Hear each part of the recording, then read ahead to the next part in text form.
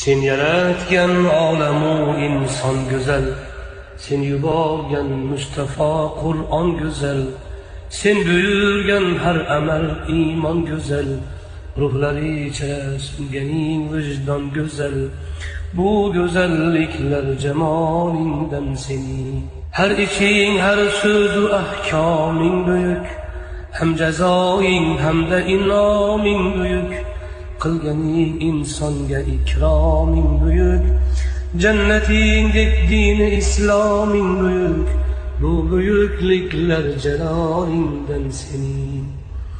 Sen yaratmish ikki dunyoing tugal, har sifating hamma asmoing tugal. Barcha manglaylarda imloing tugal, dillar ichra chekkan imzoing tugal. Bu tugalliklar kamolingdan sening.